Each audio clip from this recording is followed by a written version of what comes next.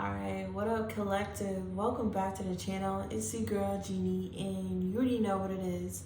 So let's just get into the energy. We're going to be doing the word of the week. Okay, the word of the week came to me in several different downloads that I am putting together and improving a video out of. So bear with me, alright?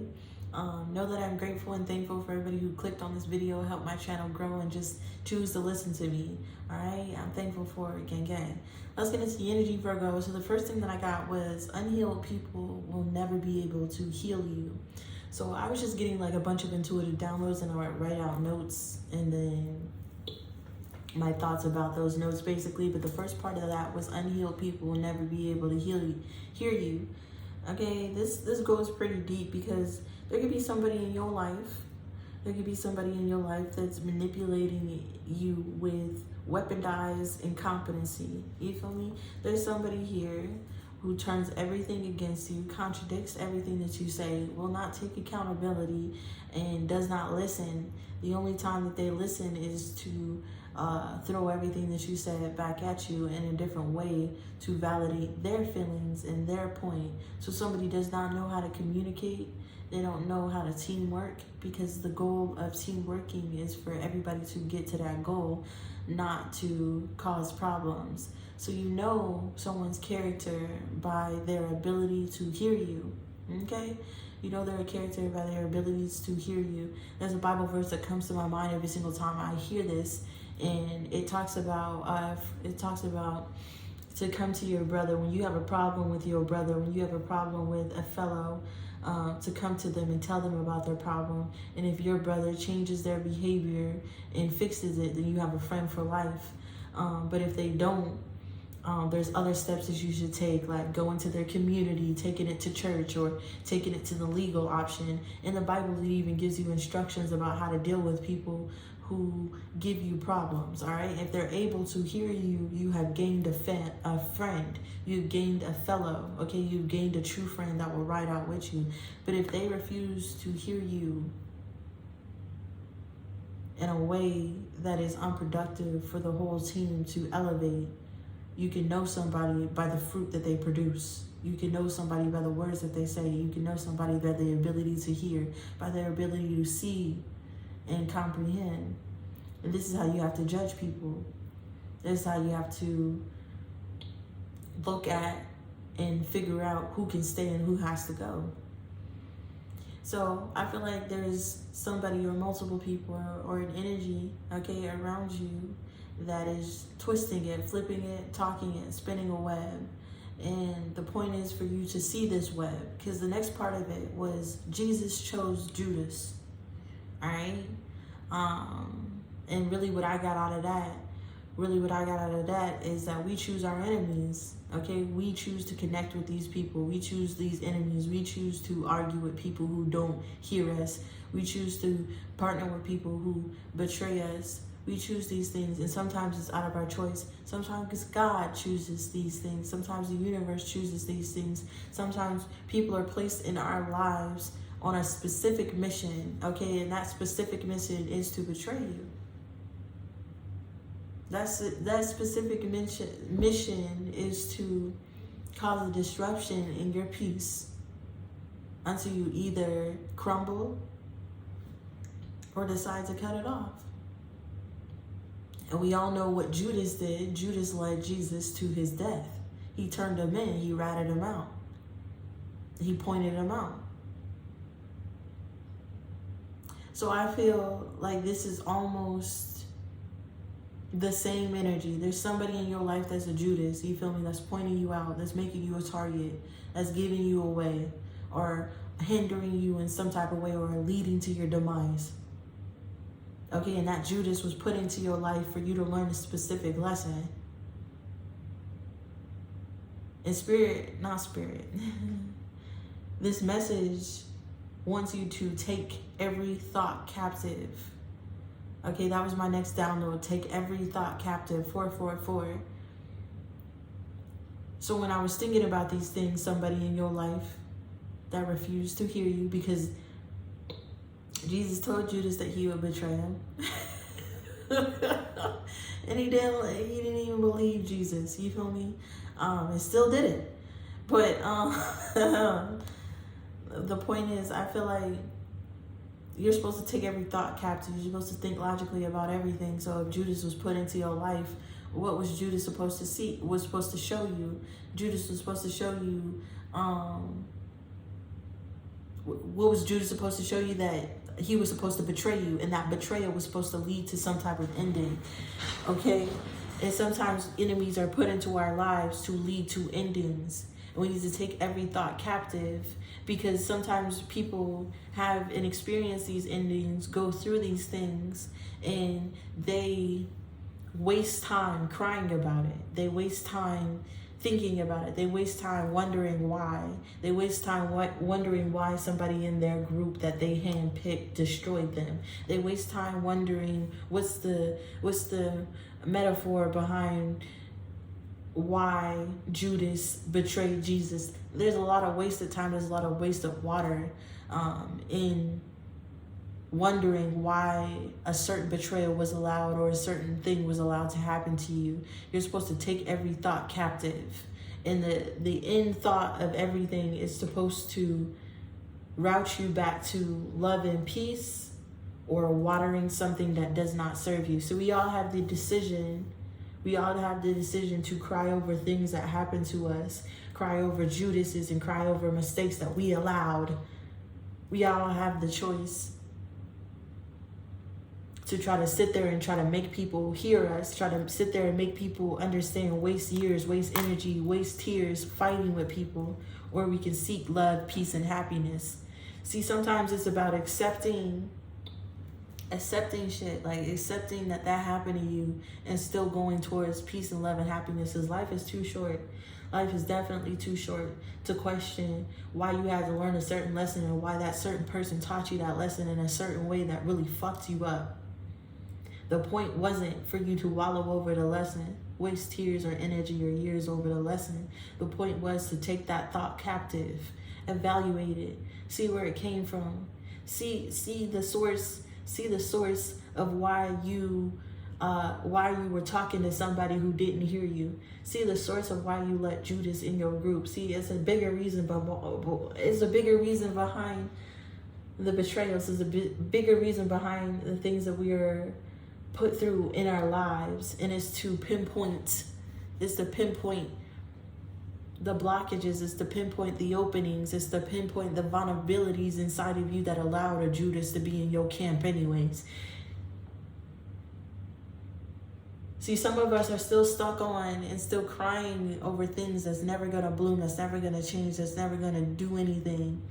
Okay, and then I got the Billy Withers song, 808, the 444, 808, something about fours and eights. But then I got the Billy Withers song, and the next part of my download was his chorus, and it says, "We look for love, no time for tears, wasted water all these years, but it didn't make no flowers bloom." So that's the energy. You can waste time arguing with people who can't hear you, watering plants they'll never grow, being upset over things that happen to you, questioning why, wallowing in things. Or we can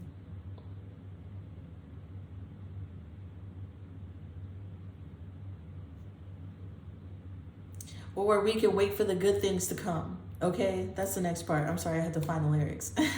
It says, "Wasted all these years, but it didn't make no flowers bloom. Good things come to those who wait, but not for those who wait too late. We gotta go for all we know." So they're saying good things come to those who wait. So the purpose of this with the take every thought captive was to wait a moment. Wait a moment instead of being stuck. Just wait a moment to think. Okay, wait a moment to think about why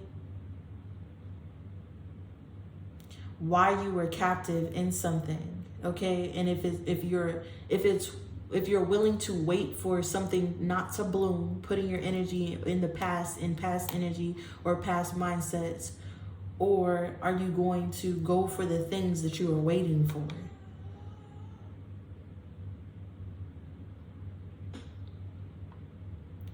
Because with the we gotta go for all we know energy, we know what I got out of that is I know that peace and love is the highest vibration. And that's what we strive for in this lifetime. That's one of my thoughts. So when I got that download, we gotta go for all we know that peace and love is the highest vibration that can manifest abundance, right? So if you gotta go for the highest manifestation that manifests abundance, sometimes that means letting go of things. Sometimes that means going with the flow. That sometimes it means taking L's. Sometimes that means being okay with people destroying you. You feel me? Being okay with things, letting things go, healing.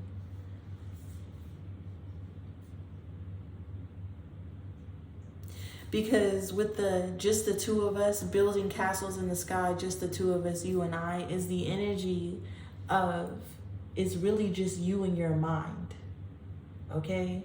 Whatever captive energy is really just in your mind. It's false information appearing true. So you have to go for all you know, which is love and peace, and build castles in the sky based off of that information. Manifest the dream home that you're imagining. Manifest those dreams that you're imagining. This is all like really metaphoric, and I hope I'm not sounding confusing as fuck trying to describe what I got out of these weird ass downloads. But basically, collective, there's certain enemies, there's certain things, there's certain failures or fuck ups or things that you have allowed in your life. And some of you could be still talking to these things that don't hear you. You could be still complaining about the things that are not living. Oh, and that's the other thing. I saw this meme where they were talking about some type of monks. Monks were walking through the woods and they came upon this mud path, and there was a woman on the mud path, and then one of the monks picked up the woman and they helped him. And then when they went home, the other monk was mad at him for touching a woman. And he was like, I touched that woman for 15 seconds, but you've been stuck in that energy for 5 hours, mad at me over something that happened in the past. See, that's the last part of it. The past is the illusion. As soon as you live 1 second after the betrayal, after the major downfall, after your major challenge, after your major tower moment, once you live 1 second after that experience, then it didn't destroy you, and it's in the past, and the past doesn't exist anymore. You can either cry and wallow and live in the past, or you can go for the one thing that you know, love and peace, that high vibration, and you can go seek what you want, take that L, heal from it, move forward in the fastest way that you can to get this love, peace, and happiness to manifest your imaginations up in the sky. See, life is short as hell, and you can live it mad, questioning, stuck in things, or you can continue to go towards what you know, love and peace. And that's how you manifest, building those castles in the sky, you and I, just the two of us.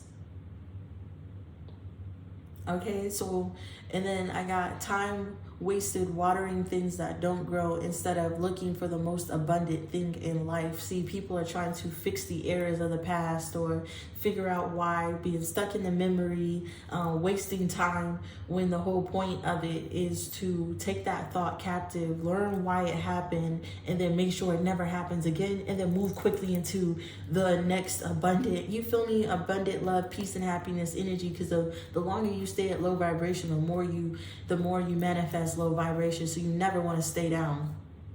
You never want to stay down for long. Life continues on. And if you want your life to be good, you feel me, if you want to bring in those things that you're imagining in the sky, and it's up to you to go seek that peace and happiness for yourself.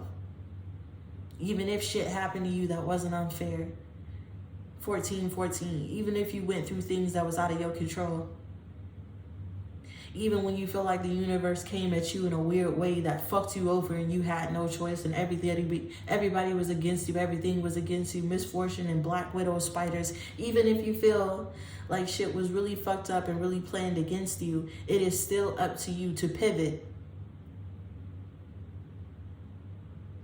It's still up to you to pivot. It says, and then the next part of it was, it's better to lose one part of your body than to throw it all away. And that was the scripture I got about lust and temptation. You feel me? It's better to cut off your hand. If your hand leads you into temptation, cut it off. If your legs lead you into temptation, cut it off. If your mind leads into temptation, block it out. It's that energy. If you know that you are connected to things, habit, addictions, mindsets, something that is leading you towards negative energy, it is better to cut it off, take that L, to sever it, than to throw your whole life away off of something that happened to you in the past that you lived from. You got to be living if you're watching this video. The next part of that I got was cut back on the habits and challenge my willpower. Mental control and discipline is a real power. Okay, that's the real power in this universe. All right, because we don't have control over anything. We like to say that we have control. The only thing we have control over is ourselves. We don't have control over anything outside of us, We only have control on ourselves. But when we start to cut back on habits that challenge your willpower, you have more control over yourself. And when you have more mental control and more mental discipline, that's the real power. You're not going to fall for the Judases. You're not going to have openings that allow people in to fuck up your life. You're going to have boundaries and set up stakes and set up even bigger boundaries and set up even, you feel me? There's no way when you have mental discipline to be tricked by the enemy. So you can't control the outside, but you can control the inside. And when you're in control of the inside, the outside cannot affect you. All right. The last part of this is your energy is repelling, because we can tell, because your energy is repelling because you can tell we aren't falling for the bullshit you're selling. All right, more Bible verses pop up in my head. It talks about turning away from the devil and the devil shall flee. People flee from you when you turn away from being tricked by them. People flee from you when you have so much self-control that it would be a burden trying to trick you. People flee from you when you refuse to talk to people who don't hear you. People flee from you when you don't give them the reaction that they're looking for. It's all about reaction. See, you cannot control the outside, but you can control yourself. And people do things for the reaction of yourself. They're doing these things to see your reaction, to get you to water these plants, to get you to cry over bullshit, to get you to have feelings over the past. These people are doing this to you for your reaction. Because if they got no reaction out of you, there'll be no point in doing this. If they can't get you to fall for temptation, they're just wasting their time. And that's the energy, family. This is the message for the day. Take every thought captive. Look at it the right way. Go for what you know. Peace and love and happiness, so you can manifest those castles in the sky. All right? Learn and see through the bullshit. Learn self-control and mental control of your body so that you can control the outside, because you cannot be tricked by sways and forces and swag. All right? The real power comes from within inside, and as soon as you gain this mental control, gain this discipline, you have real power, and it literally repels people. It repels people. Because if you see somebody who has a math degree, you're not going to challenge them in math. You're just not. So I feel like it's the time to show these people your degree.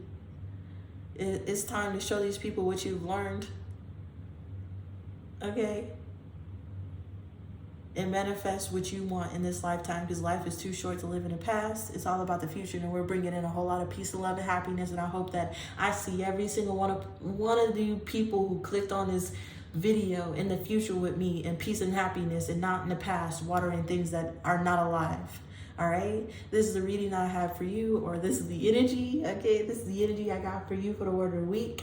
I hope that it resonates with you. I hope it gives you something cathartic. I hope that every single time you click on a word of the week, you learn something, get something from this. I hope that y'all interacting with me in the comments so we can go back and forth, bounce ideas off of each other, really turn this into a conversation. All right, really start talking. Okay, really start talking. I enjoy the rhetoric. I enjoy And I'm very grateful for everybody who click on my video, support my channel, and show me love. I'm sending it right back. Yeah, yeah, yeah, yeah, yeah, yeah, yeah. Yeah, peace.